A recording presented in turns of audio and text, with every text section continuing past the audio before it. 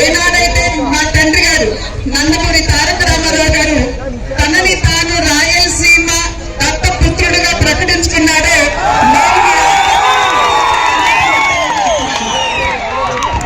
సోదరులు నాకంటే ముందు మాట్లాడినటువంటి వారందరూ కూడా నందమూరి తారక రామారావు గారు వారి యొక్క ఏ రకంగా వారి మహనీయులు ఏ రకంగా వారి జీవితాన్ని ఈ సమాజానికి సమాజంలో ఉన్నటువంటి పేదవాడికి అంకితం చేశారో పూసగుచ్చినట్టు మీ అందరికీ కూడా తెలియజేయడం జరిగింది.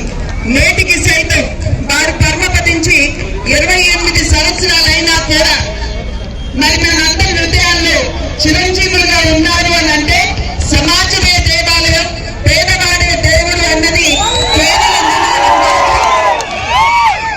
రాజకీయాలని ప్రజా సేవకి ఎలా వినియోగించుకోవాలో ఒక రకంగా మనందరికీ కూడా చదువుకున్నటువంటి మహానుభావి నందమూరి తారక రామారావు గారు.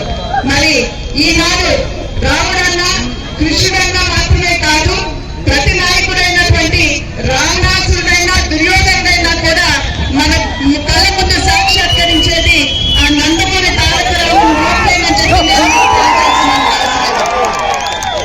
పరివర్తన సంసారే మృతత్వాన్న చాయతే సజాతే न जाते न याति వంశ సమున్నతం అని చెప్పారు మన పెద్దలు.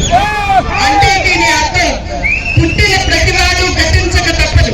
అయితే ఎవరి జననం వల్ల కుటుంబానికి జాతికి పేరు ప్రఖ్యాతులు వస్తాయో అటువంటి వాని జననమే నిజమైన జననం అని చెప్పి మన పెద్దలు చెప్పారు. మరి ఈనాడు నిజం చెప్పాలంటే నందమూరి తారక రామారావు గారి జననం అటువంటిది.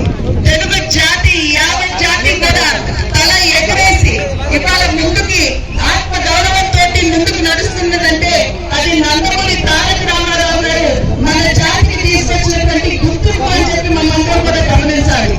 అంతకుముందు మద్రాసీయులుగా పరిగణించబడుతున్నటువంటి మనకి తెలుగు వారందరికీ కూడా ఒక ప్రత్యేక చరిత్ర ఉన్నది, ఒక ప్రత్యేక సంస్కృతి ఉన్నది అని విశ్వవేదిక మీద ప్రజలను చేసినటువంటి మహనీయుడు నందమూరి తారక రామారావు గారు.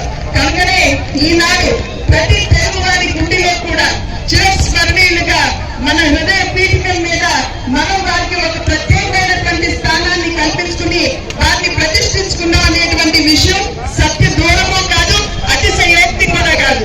కనుక మీ అందరికీ కూడా మొదట్లో మీతో మాట్లాడినటువంటి సందర్భంలో నందమూరి కుటుంబ సభ్యులు అని చెప్పి నేను మిమ్మల్ని అందరినీ కూడా సంబోధించడం జరిగింది.